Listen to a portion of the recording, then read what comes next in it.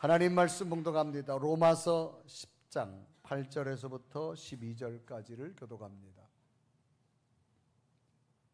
그러면 무엇을 말하느냐? 말씀이 내게 가까워 내 입에 있으며 내 마음에 있다 하였으니 곧 우리가 전파하는 믿음의 말씀이라.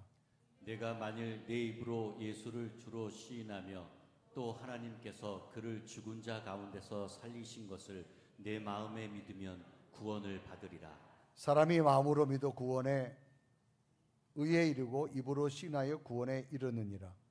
성경에 이르되 누구든지 그를 믿는 자는 부끄러움을 당하지 아니하리라 하니 유대인이나 헬라인이나 차별이 없음이라. 한 분이신 주께서 모든 사람의 주가 되사 그를 부르는 모든 사람에게 부요하시는도다. 아멘. 한자 수거 가운데 상류심생이라고 하는 단어가 있습니다. 이 뜻은 나의 얼굴은 마음에서 생긴다, 그런 의미를 가지고 있습니다. 영국의 한 조각가가 있었는데 아주 외모가 잘생긴 사람이었습니다. 조각가에도 다양한 종류의 조각들이 있는데 이 조각가는 특징이 요괴의 모습이나 또 귀신과 같은 이런 거를 좋아하기 시작했습니다. 이 조각가의 작품은 아주 모양이 아주 생동감이 있었습니다. 그래서 조각품을 볼 때마다 사람들이 무서울 정도로 섬뜩섬뜩했습니다. 많은 사람들이 앞다퉈서 구매를 했습니다. 많은 세월이 흘러갔고 장사도 잘 되어서 적지 않은 돈도 벌었습니다. 그러던 어느 날 우연히 거울에 비친 자신의 모습을 보고 그렇게 잘생겼던 얼굴은 없었고 몰골이 괴상하게 변해져 있는 걸 발견합니다. 이 조각가는 변해버린 자신의 얼굴에 너무 놀랐습니다. 큰 근심 중에 있던 어느 날 사람의 얼굴은 영혼의 통로라고 하는 그런 이야기를 듣고 인상이 달라진다는 새로운 곳을 찾아서 많은 의사들에게 상담을 합니다. 여전히 예전의 자신의 모습을 되찾고 싶었지만 유명한 의사들도 이분에게 뚜렷한 해결책을 제시해 주지 못했습니다. 그러던 어느 날 우연히 한 교회에 들리게 되었는데 그곳 목사님의 충고를 듣게 됩니다. 내가 당신의 소원을 들어줄 수 있습니다. 그러나 조건이 있습니다.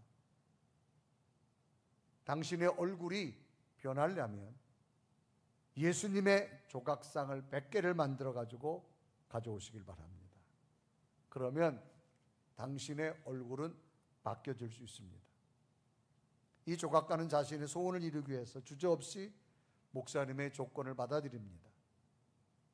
그 후에 그는 예수님의 조각상을 만들기 위해서 끊임없이 예수님의 모습과 표정을 연구하기 시작했습니다. 이것을 자신의 조각 작품에 표현하고자 노력했습니다.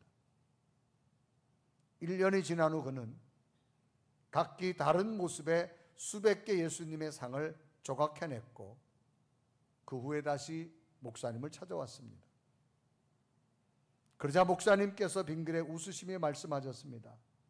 사람은 자신이 마음에 무엇을 품고 오래 반복하게 되면 자신도 모르게 자신 속에 있는 마음의 간절한 것들이 바깥으로 표현되는 것이 인간입니다.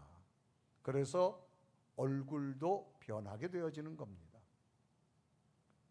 자, 이제 100개 예수님의 조각상을 한 당신의 얼굴을 저 거울로 한번 보시기 바랍니다.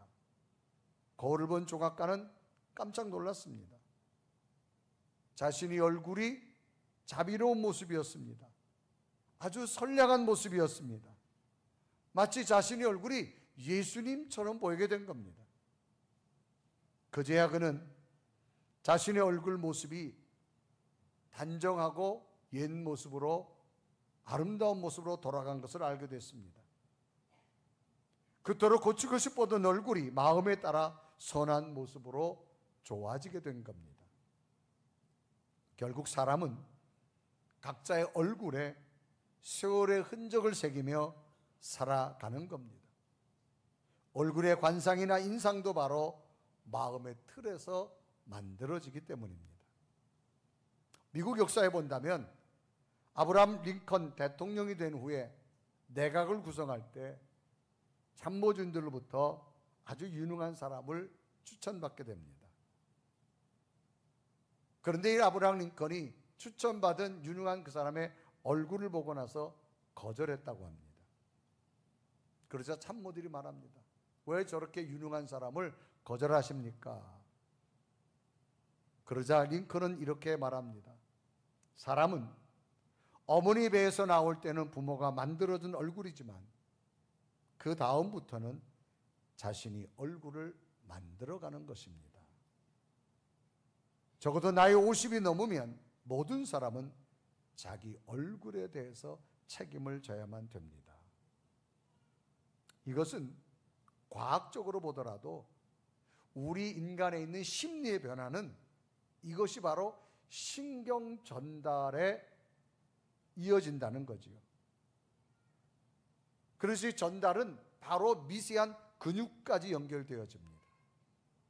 그래서 얼굴 표정이 금방 달라지는 겁니다. 그래서 마음속에 언짢은 것이 있으면 바로 그 미세한 눈가의 작은 근육까지도 연결되어져서 얼굴이 일그러지기 시작합니다. 항상 신경질적이고 초조하고 우울했던 사람은 자신의 얼굴이 그대로 얼굴에 나타난다는 겁니다. 모든 것은 마음에 달려있다. 외모는 마음에서 만들어지는 것입니다. 사람은 각자의 얼굴에 세월의 흔적을 가지고 살아있기 때문입니다. 사람은 나이가 들수록 자신의 얼굴에 책임을 져야만 합니다. 그러므로 마음에 어떤 것을 품고 간직하고 살아가는 것은 매우 중요합니다. 그래서 마음의 중요함을 말합니다. 그래서 성경 잠언서 4장 23절은 이렇게 기록하죠. 모든 지킬 만한 것 중에 더욱 내 마음을 지키라.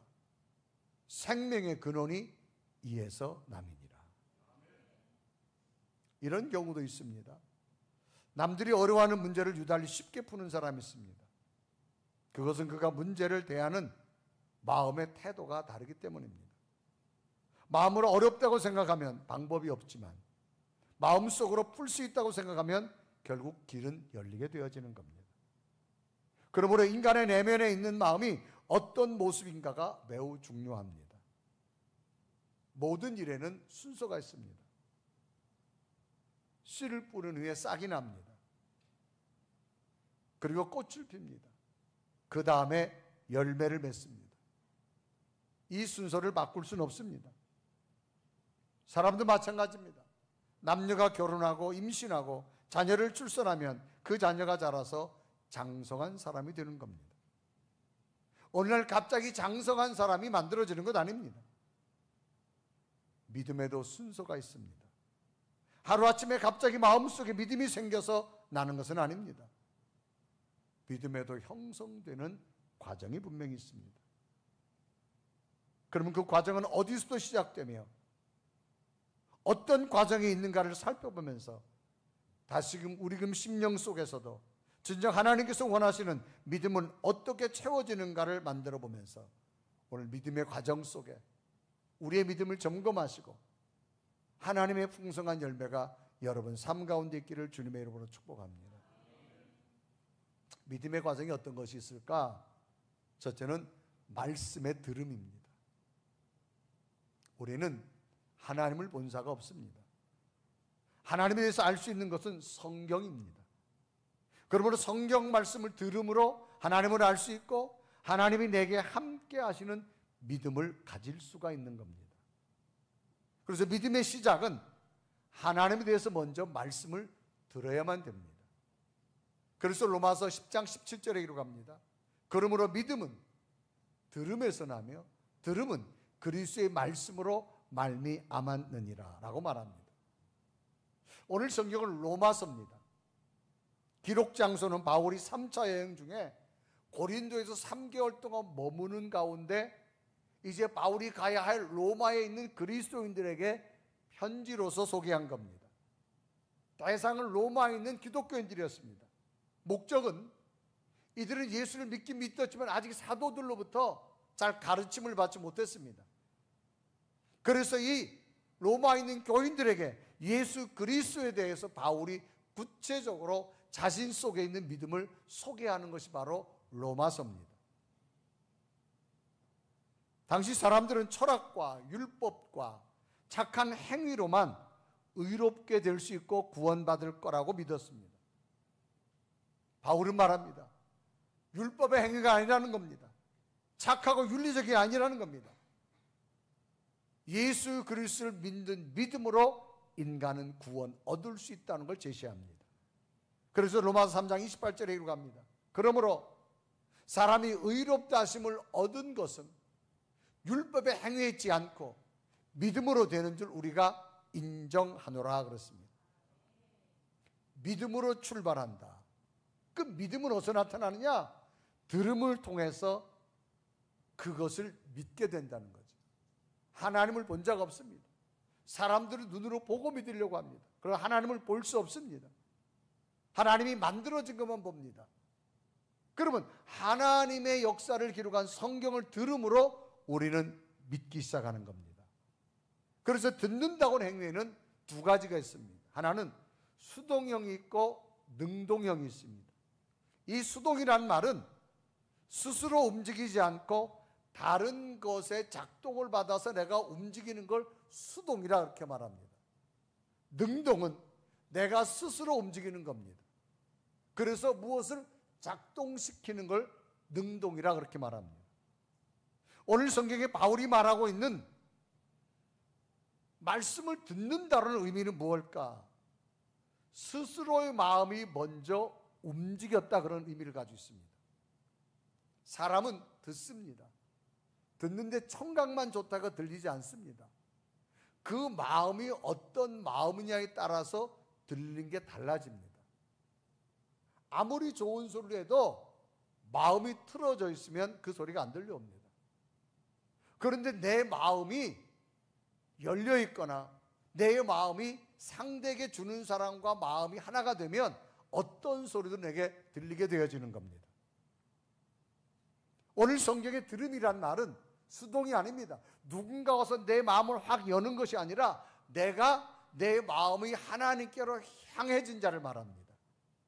그래서 로마서 10장 10절에 말하는 그러므로 믿음은 들음을 해서 나며 그랬습니다. 들음은 그리스도의 말씀으로 말미암느니라. 그러니까 이 바울이 강조하는 것은 믿음이 생기는데 어떤 인간의 노력이나 행위가 아니라는 겁니다.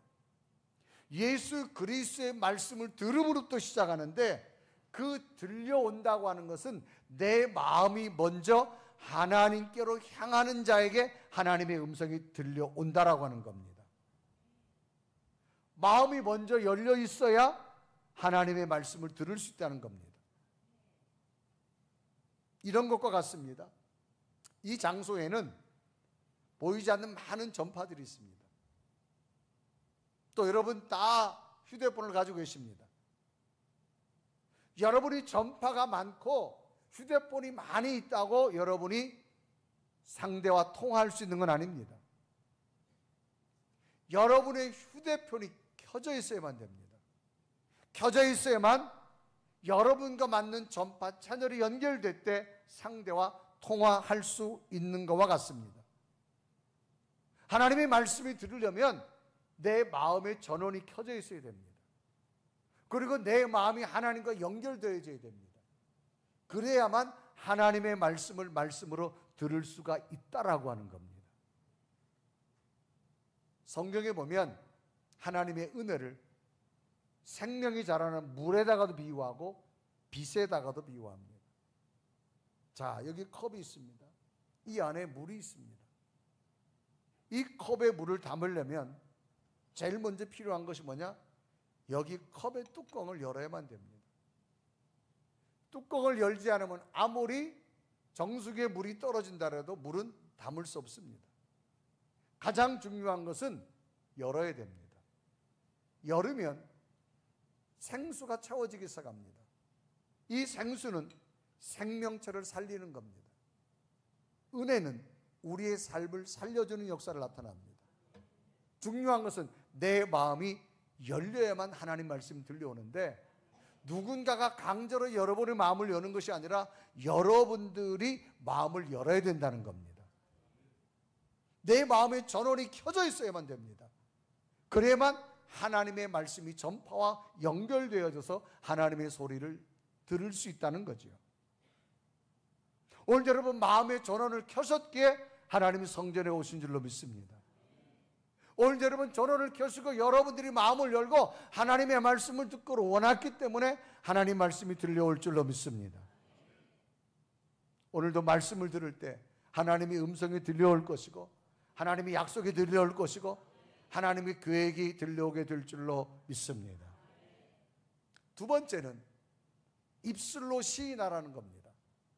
여러분, 시인이란 말은 고백한다, 그런 의미를 가지고 있는데, 어떤 내용이나 사실이 옳거나 그렇다고 인정하는 걸 말합니다.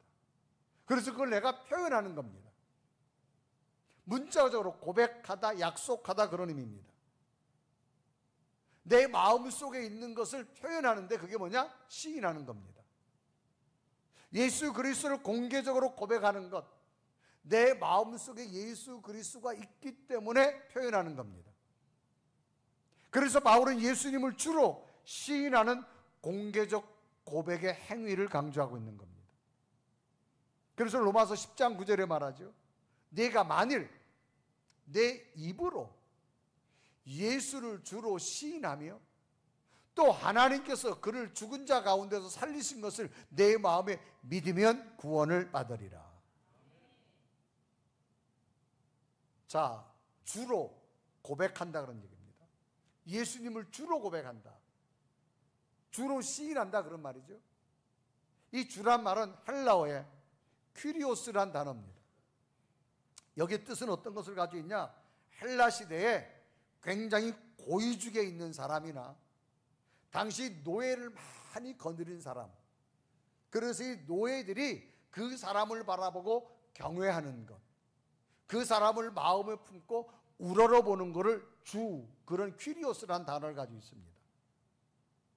종교에서는 이 단어를 신에게 그런 의미를 가지고 있고요, 정치적으로는 나를 인도하는 통치자라는 의미를 가지고 있습니다. 그래서 결국 주, 이 퀴리오스 단어는 당신이 나를 지배하고 나는 당신의 노예입니다, 당신이 없이는 살아갈 수 없습니다, 이런 표현입니다. 그러니까 주로 시인한단 말은 뭐예요? 예수님은 내 삶의 주인입니다. 당신은 나를 통치합니다. 당신의 뜻을 따를 수밖에 없습니다. 뭐 그런 의미를 가지고 있는 겁니다. 그래서 자신의 마음속에 예수 그리스도가 주인이 된다는 거죠. 이거를 고백하라는 얘기입니다. 예수님께서 어느 날 제자들에게 묻습니다. 사람들이 그 입에서 나를 뭐라고 말하느냐라고 질문합니다. 그래서 마태복음 16장에 보면 13절에 이르고 하죠. 예수께서 빌립보 가이사라 지방이라 제자들이 물으시되 이르시되 사람들이 인자를 누구라 하느냐라고 하는 겁니다. 제자들이 대답합니다. 많은 사람들이 예수님을 선지자 중에 하나라고 말합니다. 어떤 사람은 세례 요한, 어떤 사람은 엘리야, 어떤 사람은 예레미야라 말하더라는 거예요. 그래서 구체적으로 마태복음 16장 14절에 이르고 하죠. 이르되 더러는 세례 요한, 더러는 엘리야, 어떠는 예레미야나 선지자 중에 하나라 하더이다 라고 말합니다. 예수님은 제자들이 전하는 일반 사람들의 이야기를 듣고 만족하지 않으셨습니다. 자, 그러면 너희들은 나를 누구라고 시인할 수 있느냐, 그런 얘기입니다. 그래서 마태복음 16장 15절에 말합니다. 이르시되 너희는 나를 누구라고 하느냐. 이때 베드로가 말합니다. 주님은 그리스도이십니다. 살아계신 하나님의 아들입니다. 그래서 마태복음 16장 16절에 말하죠. 시몬 베드로가 대답하여 이르되 주는 그리스도시요 살아계신 하나님의 아들이다. 그리스도란 말은 기름 부음 받은 자란 뜻입니다. 당신은 나의 왕입니다. 당신은 나의 구원자입니다. 나는 당신의 노예입니다. 그리고 당신은 하나님의 아들이라고 말합니다. 신의 아들이라고 말합니다. 이 고백을 들으신 예수님께서 말합니다. 베드로야, 너의 고백은 너가 한 것이 아니구나. 내 속에 하나님의 영이 임하셔서 고백하게 했다라고 말합니다. 그래서 구체적으로 마태복음 16장 17절에 이렇게 기록하죠.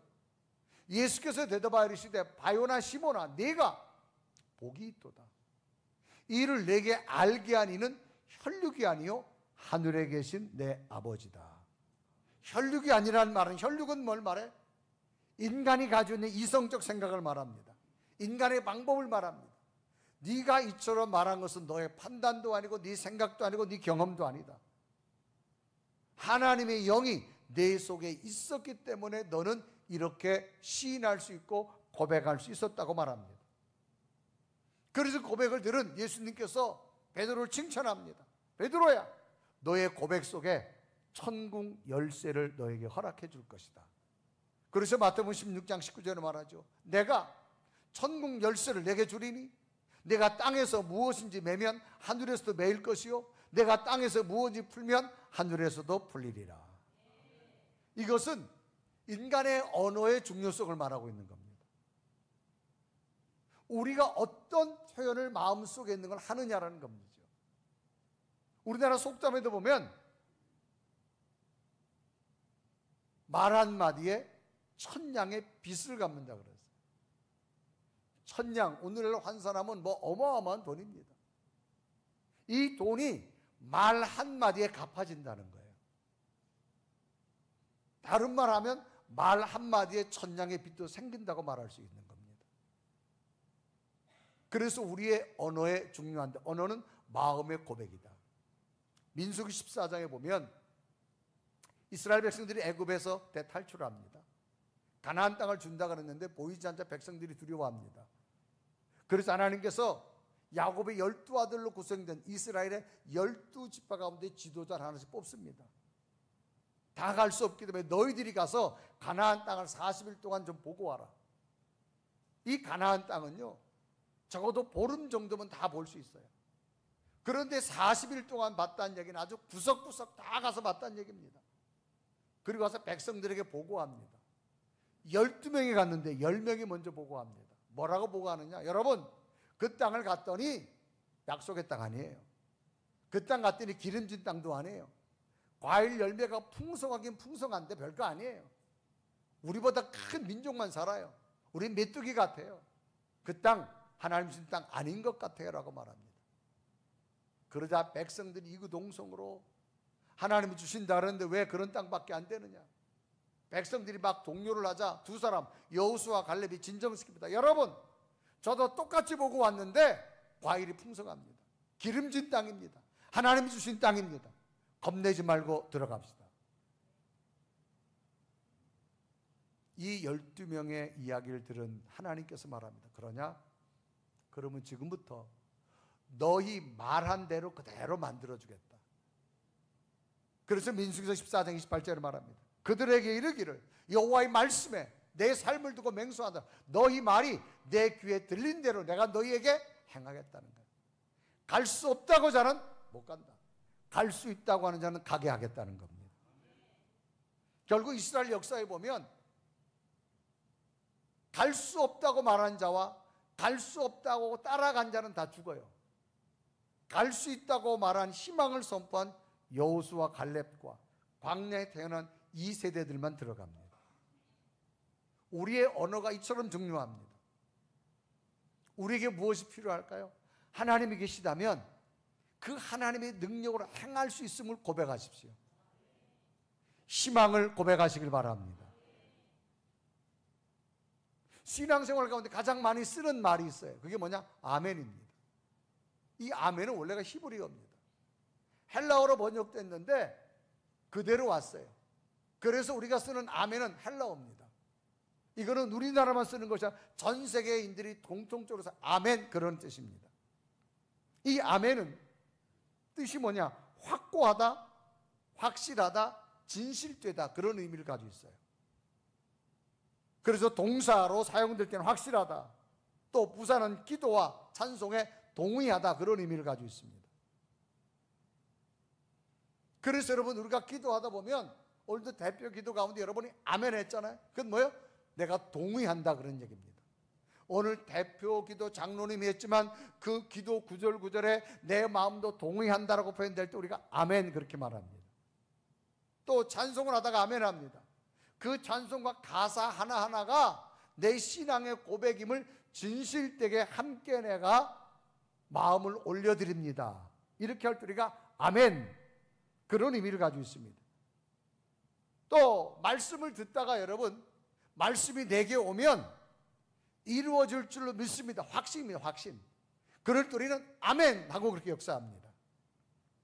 그래서 우리가 기도 드릴 때 그 기도대로 내게도 이루어지기를 원합니다. 아멘 하고, 찬송을 드릴 때 여러분 우리 마음속에 있는 찬양 가사처럼 나도 하나님 앞에 경배와 진실된 마음으로 드립니다. 아멘 하고, 말씀이 들어올 때 저 성경의 역사가 내게도 이루어질 줄 믿습니다. 확신할 때 아멘 하는 겁니다. 그래서 여러분, 아멘 할 때 질병이 떠나가고요, 아멘 할 때 염려가 사라지고요, 아멘 할 때 두려움이 사라지고요, 아멘 할 때가 문제가 해결될 줄로 믿습니다. 마가복음 보면 여리고라는 마을 한 사람이 소개됩니다. 바디메오입니다. 이 사람은 시각장애인입니다. 앞을 보지 못합니다. 그러다 보니까 구걸하는 삶을 삽니다. 하루는 마을에 앉아있는데 웬 사람들이 많이 지나갑니다. 보니까 앞은 안 보이는데 소리를 들으니까 예수님이 지나가는 거예요. 그런 소리를 칩니다. 다윗의 자손이여 나를 불쌍히 여겨 주옵소서. 구약시대에 유대인들은 다윗의 후손으로 하나님의 아들 예수가 온 걸 믿지 않습니다. 그런데 이 바디메오는 외칩니다. 시인하는 겁니다. 나는 당신이 구약에 약속한 다윗의 후손으로 하나님의 아들임을 나는 믿습니다. 그러자 사람들이 좀 조용히 하라고 말합니다. 성경은 더욱 크게 소리 지릅니다. 다윗의 자손이여 나는 당신이 하나님의 아들임을 믿습니다. 나를 불쌍히 여겨 주옵소서. 사람이 똑같은 단어를 반복한다는 얘기는 뭐냐? 분명한 확신을 가지고 있는 겁니다. 그러다 예수님께서 그 소리를 듣고 바디메오를 불렀어요. 네가 나를 불렀느냐? 네. 왜 불렀느냐? 주님, 저는 보시다시피 앞을 보지 못하는 시각장애인입니다. 나는 당신이 구원자고 하나님의 아들임을 믿습니다. 당신을 통해서 나는 보기를 원합니다. 2000년 시대 전에 선천적으로 시각장애인이 눈이 떠진다? 불가능합니다. 현대의학이 발달되고 오늘날도 25만이나 되는 사람들이 시각장애인들이 많이 있습니다. 2000년 전에 선천적 지자가 눈이 떠진다? 불가능합니다. 그런데 바디메오의 고백은 뭐냐? 나는 당신이 하나님의 아들임을 믿습니다. 그러므로 나는 보기를 원합니다. 그것도 예수님께서 말하죠. 그러냐? 네 입술로 고백한 대로 내 믿음대로 될지어다. 그러니까 바디메오가 아멘 수용한 겁니다. 확신 있게 말한 거예요. 놀랍게도 곧 눈이 떠진 줄로 믿습니다. 이때 장면이 마가복음 10장 52절에 그래요. 예수께서 이르시되 가라 내 믿음이 너를 구하였느니라 하시니 그가 곧 보게 되어 예수를 길에서 따르니라. 곧이란 말은 뭐야? 아멘과 동시에 역사가 나타납니다. 확신 있게 고백이 뭐예요? 아멘이야. 아멘. 여러분 한 주간 삶을 살아가면서 근심 걱정이 있다 할지라도 오늘도 여러분 마음으로 들려오는 하나님의 말씀이 들려오면 아멘으로 확신 있게 선포하십시오. 염려가 떠나갈 거예요. 질병이 고쳐질 거예요. 근심이 사라질 거예요. 이래도 아멘 하는 사람은 언제 하려고 그래요? 염려가 떠나갈 거예요. 근심이 사라질 거예요. 질병이 고쳐질 거예요. 하나님의 역사가 임할 줄로 믿습니다. 그래서 로마서 10장 10절은 말합니다.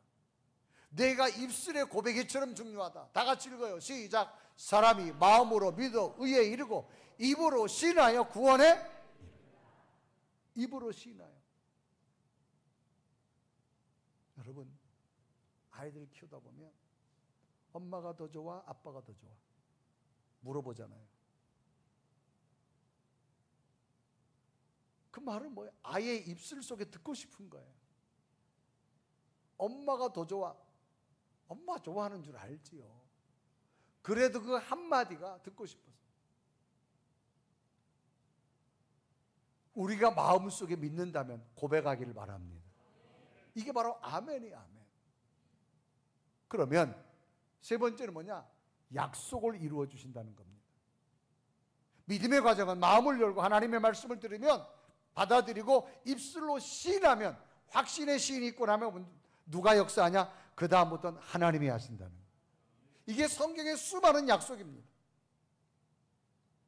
그래서 로마서 10장 11절에 이르가죠. 성경에 기록합니다. 성경에 이르되 누구든지 그를 믿는 자는 부끄러움을 당하지 아니하리라. 여러분, 부끄럽다는 말이 뭐예요? 실망케 한다, 모욕당하다, 그런 얘기예요. 그러나 내가 입술로 고백하면 부끄러움을 당하자, 실망하지 않게 하겠다는 거예요. 모욕당하지 않게 하겠다는 거예요. 왜? 하나님의 능력으로 이루어 주시기 때문입니다. 그래서 로마서 10장 11절에 분명히 기록하잖아요. 성경에 이르되 누구든지 그를 믿는 자는 부끄러움을 당하지 아니하리라. 하나님의 놀라운 약속이 이루어진다는 겁니다. 여러분, 성경은 하나님에 관한 책입니다. 여기에 수많은 약속이 있습니다. 그 약속이 여러분에게 이루어질 줄 믿습니다. 마음을 열고 말씀을 들으십시오. 오늘도 마음이 열리기 때문에 하나님 성전에 오신 거예요. 여러분에게 던져지는, 여러분 가슴에 들려오는, 여러분 귀에 들려오는 말씀을 확신으로 받으십시오. 입술로 시인하십시오. 약속은 하나님의 기적이 이루어질 줄로 믿습니다.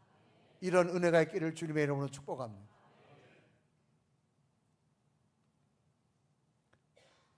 제가 시골에서 목회를 하다가 과정을 지나서 목사 안수를 받습니다. 목사 안수를 받고 나서 제가 1992년도에 의정부라는 곳에서 개척을 시작했습니다. 지하에서 얻어서 시작했어요. 처음에는 목회라고 하는 것이 정말 자신이 없었어요. 어떻게 해야 될까?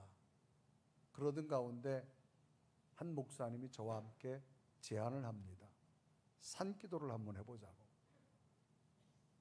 그래서 그 목사님과 둘이서 산기도를 시작을 했는데, 그 장소가 어디냐? 그 목사님 말에 의하면 기왕이면 영빨이 센 데 가야 된대. 그 영빨이 센 데가 어디냐? 저 철원에 가면 대한수도원이라는 게 있대요. 거기 가면 거기가 영빨이 세대요. 그럼 가자고. 그때 당시는 차를 타면 한 2시간 이상 걸렸어요. 그래 가면 한 5시쯤 도착합니다. 거기서 간단하게 요기를 하고 어디를 가느냐? 그 대한수도 밑에 가면 고석정 계곡이에요. 이런 자갈밭이 있어요. 자갈밭에 앉는 거예요. 그럼 정리하고 앉으면 7시 좀 이제 어둠이 막 시작되려고 그래요. 여러분, 영빨이 센 곳에 왔잖아요. 기도하러 왔잖아요. 주여 주시옵소서. 그러니까 밤을 새워 기도하는 거예요. 보통 새벽 3시, 4시까지 해야 되니까. 저는 제 생애에 그렇게 뜨겁게 기도한 적이 없어요. 정말 한참 기도했는데 저는 밤이 돼 센 줄 알았는데 시계를 보니까 10분밖에 안 됐어요. 야, 밤을 새야 되는데 기도 다 했어요 벌써 저는. 그래서 잤어요 산에서.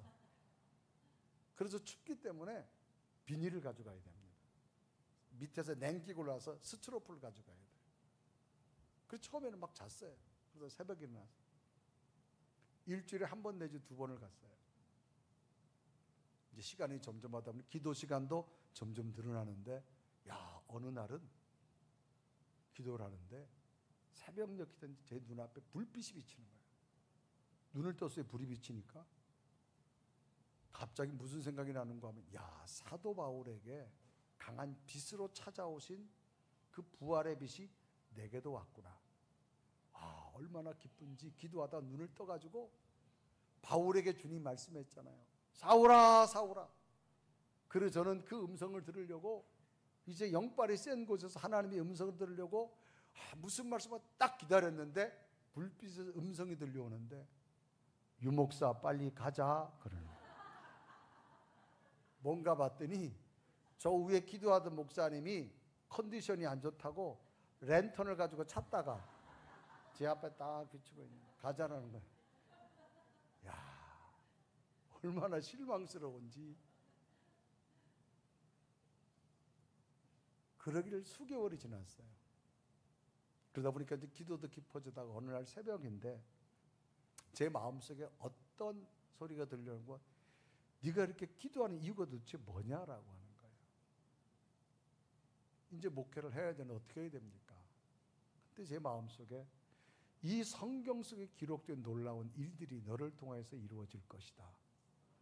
그냥 그 얘기만 제게 오는 거예요. 이 성경에서 기록된 수만 가지 약속이 너를 통해 이루어지리라.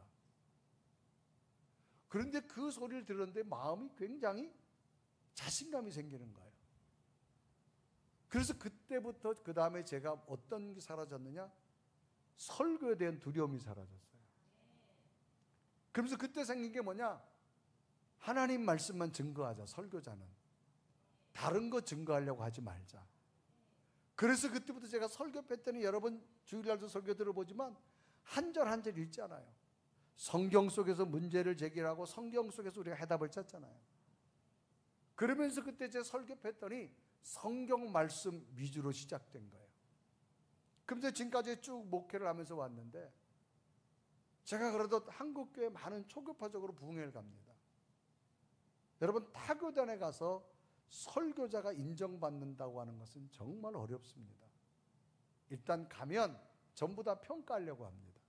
목사님들이 평가하려고 합니다. 제가 설교하는 건요 다른 거 아니지 않습니까? 성경 말씀을 그대로 합니다. 근데 놀랍게도 지금까지 하나님이 저를 사용하시는 것은 그때 산기도 중에 주었던 그 세미한 음성, 이 성경의 약속이 너와 함께 이루어지리라. 그게 지금도 제 목회, 제 신학 속에, 제 설교 속에 분명히 한 거예요. 제가 부족하지만 설교하면 하나님의 역사가 시작되기 시작합니다. 오늘 우리에게도 뭐가 필요할까요? 하나님의 약속은 분명히 있습니다. 여러분도 약속이 있습니다. 두려워하지 마십시오. 아멘으로 받으시기 바랍니다. 그 약속은 지금도 살아있습니다. 마음으로 영접하고 들으시고 입술로 고백하시고 아멘으로 받는다면 하나님의 약속은 여러분에게 일어나게 될 줄로 믿습니다. 이런 놀라운 기적을 예배하는 여러분에게 되기를 주님의 이름으로 축복합니다. 아멘할 때 질병이 떠나가시고 염려가 떠나가시고 새로운 꿈을 꾸기 시작하시고 하나님의 살아계신 볼 수 있는 놀라운 기적 같은 역사가 오늘도 예배하는 여러분의 길을 주님의 이름으로 축복합니다. 우리 한 고백하며 찬양할까요? 하나님 그 약속 나는 믿습니다. 나와 함께 할 줄 믿습니다. 고백하며 찬양합니다. 하나님 한 번도 나를 실망시킨 적 없으시고 언제나 공평과 은혜로 나를 지키셨네. 오 신실하신 주, 오 신실하신 주, 내 너를 떠나지도 않으리라. 내 너를 떠나지도 않으리라. 내 너를 버리지도 않으리라. 약속하셨던 주님 그 약속을 지키사 이후로도 영원토록 영원토록 나를 지키시리라 확신하네. 우리 함 다 같이 두 눈을 감으시고 하나님 오늘도 거룩한 주일 우리 마음을 열고 하나님 성전에서 주의 말씀을 듣게 하신 것 감사합니다. 이 말씀으로 아멘으로 받게 하여 주옵소서. 이 말씀의 약속이 믿어지게 하여 주옵소서. 걱정과 근심과 염려가 내 가슴속에 있다 할지라도 하나님의 약속이 있음을 믿습니다. 하나님 나와 함께 할 줄 믿습니다. 우리 자녀들과 함께 할 줄 믿습니다. 내 삶 속에 동행할 줄 믿습니다. 주여 한 번도 실망시킨 분이 없는 하나님 여기까지 인도하셨습니다. 앞으로도 놀라운 약속이 나를 통해 일어날 줄 믿습니다. 우리 다음 세대에 일어날 줄 믿습니다. 하나님 동행하여 주옵시고, 내가 다시 마음의 눈을 가지고 하나님 입술로 고백하며 하나님 앞에 선포하겠습니다. 하나님은 오늘도 나와 함께 하십니다. 오늘도 하나님은 나와 함께 하십니다. 오늘도 내 기도를 들으십니다.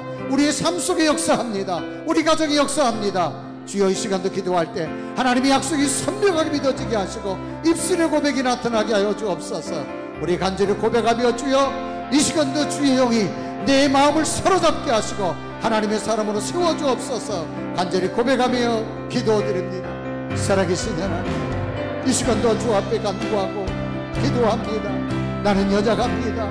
하나님, 내 속에 말씀을 주었사오니 그 말씀이 믿어지게 하시고 그 말씀이 나를 새롭게 하게 하시고 그 약속이 선명한 약속이 될 수 있도록, 오 살아계신 하나님, 오 성령의 하나님, 주여 내게 능력과 은혜를 베풀어 주옵소서.